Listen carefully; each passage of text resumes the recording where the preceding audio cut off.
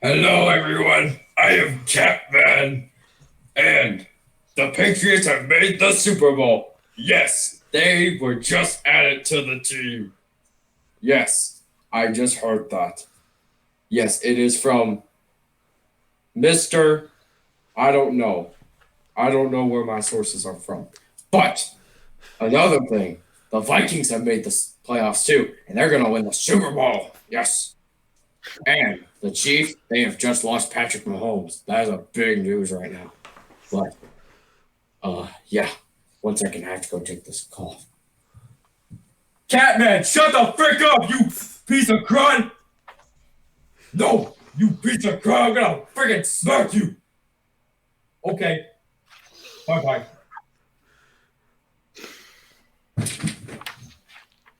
I don't know what that was all about, but let's keep going with the video. Welcome to Frontline Football. That guy says a bunch of lies. Let's keep going with this. All right. With our first news of today, we have the goodbye off-season stuff with Josh. Start it up, Josh. Okay, well, I gotta go for a little bit. Gotta go do something, so I'll be right back. And I got a new special guest waiting for this. So, be back soon. I wonder who the special guest could be. What the frick? I thought I did the intro. I mean, Catman kind of stole it, but I'm back. Oh shoot, he's here. Mr. Reality is back. oh, that's Catman's brother. And I think you guys did meet my brother Catman. He always do be capping. Sounds very weird to say, but it is true. 1, the Patriots are not in the Super Bowl. 2, the Vikings have not made the playoffs. It's the Bears. And 3, Patrick Mahomes is healthy, and he is one of the best players of all time. That's coming from Mr. Reality. Now, it's time for off-season goodbyes. First, we have Cam Newton. Good riddance to you. You scored 5 whole passing touchdowns. That's not good. You're a quarterback, not a running back. I don't know where Zach quit. He is a running back. He is not a running back, Mr. Catman. He is not a running back, Catman. So I'm sorry for my brother. He has very bad problem with line. So Cam Newton is gone. He will probably not be signing to a different team because he, for some reason, wants to run with the ball more than he passes it. Next, we have Jimmy Garoppolo. Without Jimmy Garoppolo, there would be no Patriots back.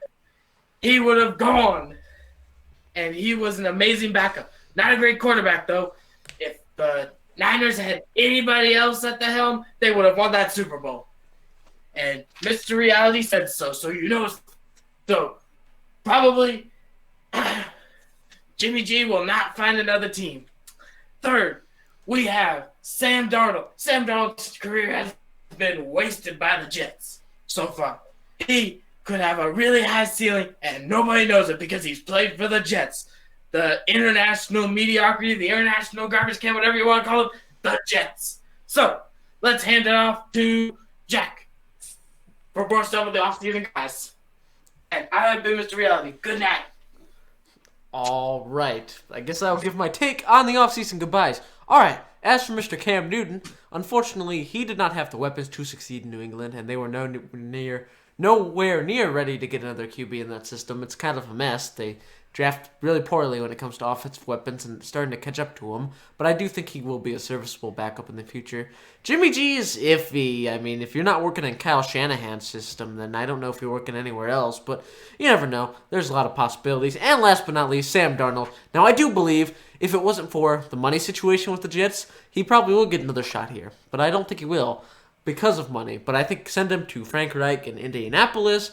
Mike Tomlin takes him in Pittsburgh with the weapons, and my favorite spot for him, Kyle Shanahan in San Francisco. I think we could have a really serviceable, solid NFL QB here.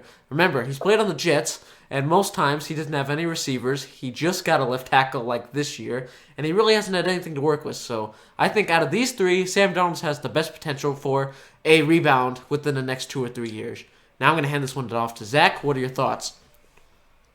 Cam Newton's trash. Jimmy Garoppolo, I gotta say it, trash. They're both trash, except Cam Newton actually had a good season, MVP season. But now he's trash. Both of them are bad. Now, Sam Darnold, I like him. He has more potential than, well, in my opinion, Joe Burrow. But that's a big point to say. Now, does he need a little bit more help? Yes, big time. I think probably the best move for him is going to the Buccaneers, learning under Tom Brady. That'll be amazing for them. Then they would have a new franchise guy that Bruce Arians can train up to be the next guy. And he has a big arm. Well, not the biggest arm like Josh Allen or Patrick Mahomes, but he's still got an arm. That is a very good thing. All right, Josh. Well, I feel like Cam Newton is probably not one of the best guys. He'll probably be a good backup for a team because he does have, a couple serviceable qualities. But I just feel like with his low accuracy that he has shown all throughout the season, probably will never get a start again for a good team. And he probably will never get the money that he had in places like Carolina and New England again. So next, I do feel like he was average at best. He's serviceable, but he's not going to win you a Super Bowl. He already showed that whenever he was with the 49ers. So I think that the best quarterback prospect in this year's free agency class is Sam Darnold because he has such a good set of traits that he just hasn't been able to show because he's played for a team like the Jets. And he just got a left tackle this year. He's barely had any kind of weapons to work with. So I feel like in the right system, he'd be a great quarterback. All right. Now, Jack, what's Black Monday all about? Oh yeah, it's the best time of year when you're a Jets fan because they've already had to watch this happen twice, and I've only been watching Jets football for 3 years. Black Monday. Now we have 3 victims of Black Monday, and I have some good news for you Jets fans. One of them's Adam Gase. He's officially been fired for being a moron. The second one, Anthony Lynn. He's officially fired because he can't hold a lead. And last but not least is Doug Marrone, who was fired because all he was there for is to be a tank piece to get Trevor/Fields or whoever Jacksonville wants. Now, since I have a personal issue with Adam Gase, I will take my takes here, and I'm going to start with Lynn first, Gase last. Anthony Lynn, here's the issue, bud. You couldn't hold on to a lead. You were kind of a good coach at times, but the reality is you were 7-9 to 5-11, a lot more than you were 12-4 to 11-5, and that's not going to get it done, especially with Justin Herbert with that high ceiling. They want to get an offensive mind in there to work him, but we'll go into the coaching choices more in another video. Secondly is Doug Marrone. I'm going to be honest, this guy's done nothing since Saxonville, like 4 or 5 years ago now. He was a bad coach.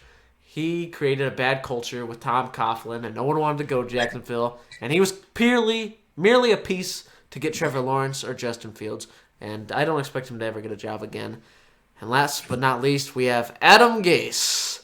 What a roller coaster it's been of hot garbage. This guy sucks at offense. He can't call an offensive play. He loves to run 37-year-old running backs instead of the promising rookies. He really doesn't care about anyone, and he made people like Jamal Adams and Robbie Anderson run away from the Jets, their only true talent. He ruined our QB and Sam Darnold, and he's going to leave us in complete disarray in the coaching staff. And the Jets are in for a long offseason. Let's hope they can get it together. Now, what are your thoughts, Zach? Adam Gase, that's a very good one for the Jets. He sucks as a head coach, and I don't think he's ever going to find a job. Maybe in college he will, but yeah, giving an elusive running back like Le'Veon Bell, and what's his plan for it? Oh, nothing. Just run him up the middle. Yeah, this he's a skinny running back, all right? Like he doesn't have a lot of body like Derrick Henry. Adam Gase, maybe I should run him on the edge. No, no, no, no. I need to put him right in the middle where the linebackers are. Yes, that is a smart plan. I am keeping that in my playbook forever. Doesn't work, man. You got to use the talent what you have. Come on. So I can't see him as a head coach, but college, maybe high school. But with these other guys like Anthony Lynn is his name? I don't remember. Lynn. All right. Well, he blew leads and he didn't know how to clock manage, and that's a huge thing in the NFL. You need to know how to manage your time and keep a consistent and it kind of didn't help that his players had to, especially his defense. His defense is very good.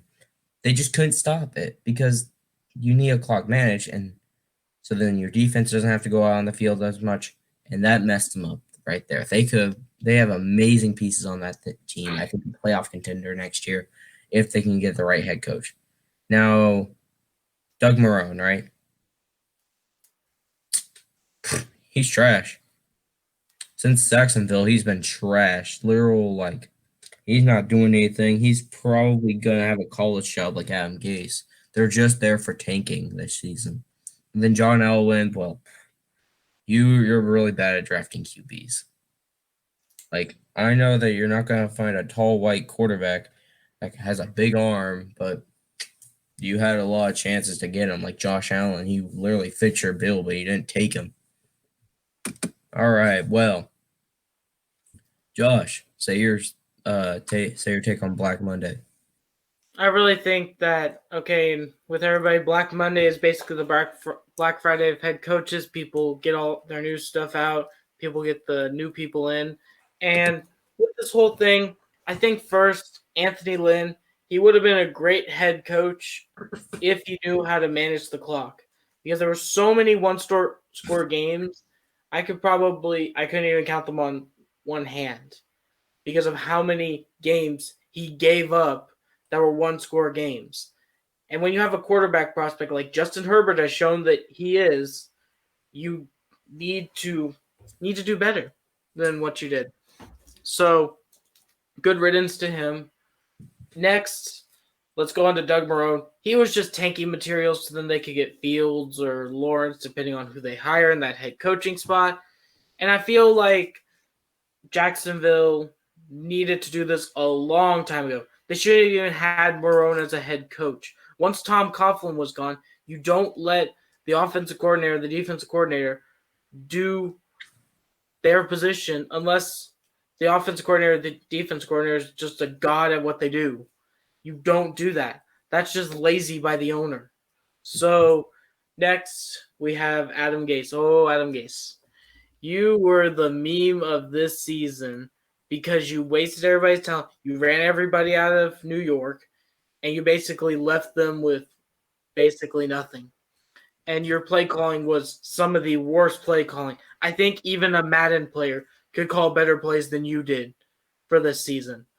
So, goodbye. You'll probably find a new head coaching job somewhere because you do have that one season as an offense coordinator where you did have one of the best offenses in Super Bowl 48 with Peyton Manning as your quarterback. So you'll probably find a new head coaching job somewhere in the league. Just it won't be with New York. And let's see. Am I missing anybody? John Elway. John Elway. Really, you gotta adapt to the times. You can't just find John Elway clones and think that you're gonna be winning the Super Bowl with those John Elway clones. The game has changed. You didn't change with it. You were looking for tall white quarterbacks when you needed to go for mobility in your quarterbacks. And you passed up on so many different options that you could have gone with. So, goodbye to John Elway. Hello, new GM. All right. Well, that was all of them for that one. Now, Josh, tell me about the GM because we were just talking about GMs. Tell me about the new GM that the Texans just got. The Texans are planning on hiring, and this is from Adam Schefter and Pro Football Focus. They are planning on hiring the Patriots Vice President of Player Personnel, Nick Casario. I might have butchered that last name, and I am very sorry. So, since I am the Texans fan here, I will start off with the takes. Now, I do believe that this is a good move. Now, I do believe that there were better people that we could have hired. I really want Ozzie Newsome as our GM, but this is a good GM. Just one thing. First order of business. Make sure you get our third pick back from the Dolphins. That's a big thing. You got to make sure to restructure a lot of deals because right now the Texans are in cap purgatory. They are really trying to get out of the problem with cap space so that we can sign more people. And you got to make sure that Watson's talent is used correctly. And another thing, do not turn this into the Patriots way. The Texans are saying that they want to have a culture change. The first thing, we don't need the Patriots way again. We don't have the leverage that Bill Belichick will have with his deals. We're Houston. We're not New England with 6 championship rings. So don't try to lowball people in contract negotiations. And next, make sure that you get Eric Bieniemy as that head coach for the team. Because if you don't get Eric Bieniemy this season, you're gonna have a really hard time trying to find a coach. So, good job to Nick Casario and McNair's. If you mess up on this one, you're basically out of Houston. So I'm gonna hand it off to Jack for his take. I think that I don't know much about Casario, but the Texans. This is an upgrade from Bill O'Brien, obviously. But just be careful. Don't try to completely copy New England. Be yourself. People that copy New England, like Matt Patricia, always fall through. That kind of stuff. And yes, like Josh said, hire Bieniemy. Hire an offensive leader. He's got a leadership. He runs one of the best offenses in the league. He checks all the boxes to be a head coach. I think he's well deserving of it. Watson says he wants to work in that system. I think he'd be a great fit in Houston to begin the rise once again and to make them a perennial playoff and Super Bowl contender. What are your thoughts, Zach? I say this is a good move by the Texans. It's just like you guys said, can't turn to the Patriots way. Because you guys don't have the leverage. You guys literally had like a really bad season. So trying to get that leverage over people, or they're gonna be like, "Are you smoking something?" No, I'm not doing that. I'm gonna go to a different team so I get the well-deserved money that I should get. And so it's a good idea to get an actual GM that's competent and doesn't trade away players that are stupid to trade away, like Hopkins last season. So yeah, hopefully this GM sticks to the pieces that he has, except maybe trade JJ and stuff like that. But yeah, all right.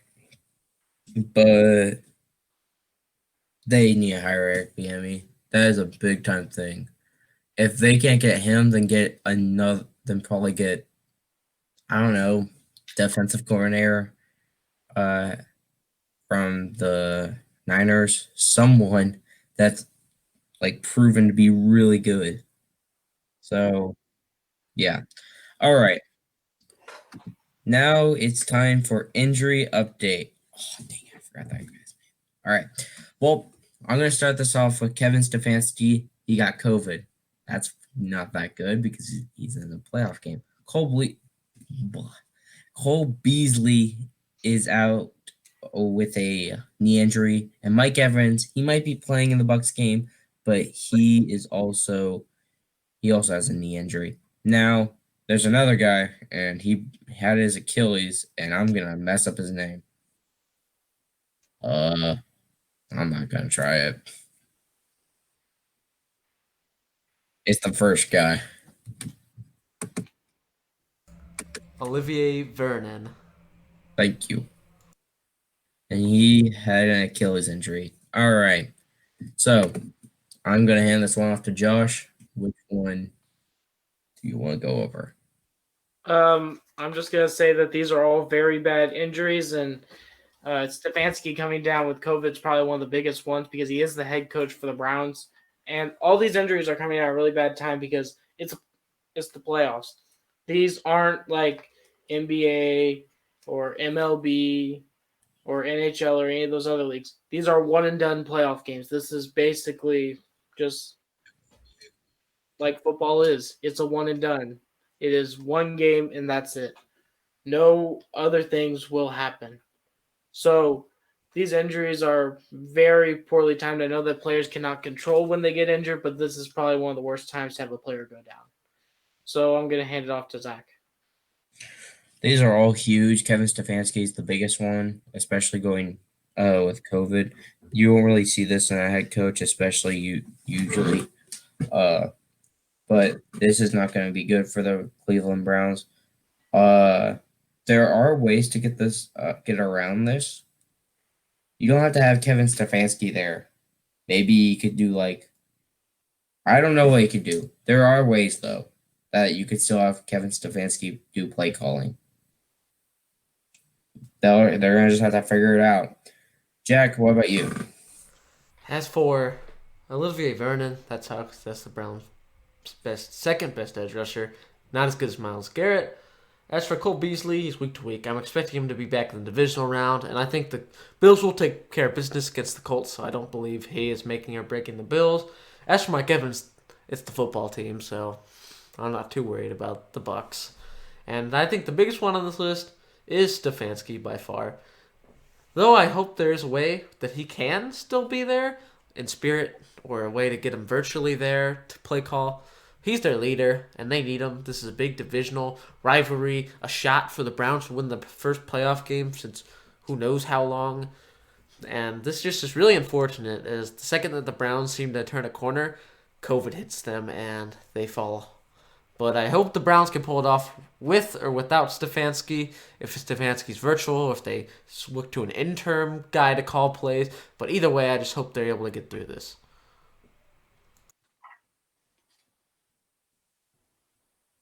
All right. Well, Josh, you want to do the outro? Yep, like always. If you like what you saw here, balance. Don't forget to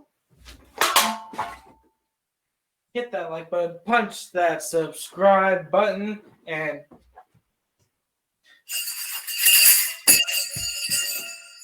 that fell off. Whoops. That wasn't supposed to happen. Well, ring that notification bell because the string somehow broke. And if you like what you saw here, with that notification bell, you get reminded whenever we post stuff like this. Now, it won't be as often as we have done in the season, but there will be more interviews, be more takes all the way up into the Super Bowl and even in the off season in 2021. So don't go anywhere. And if you like what you saw, don't forget to share it with a friend because they would probably love to see what we do here. And, it helps the channel. So let's get Jack with the plugs. All right, as always, do not forget to follow us on Twitter and Instagram for the updates, polls, etc. And I'll give you guys a quick update for the video situation. Like Josh said, interviews coming in the offseason. Next week, you're probably getting a head coaching video on who's going to head coach where, predictions, all that. Pro Bowl prediction, Pro Bowl, our opinion, NFL awards for like MVP and all that.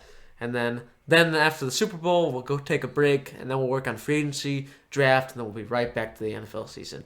But we're first gonna have to what? We're gonna first have to see the combine. Yeah, the combine as well. There'll be a lot of off-season coverage, but you're good. We're good on content for like the next 3 weeks for you guys, and we'll just keep going throughout the off-season, just not as consistently. So don't think we went anywhere.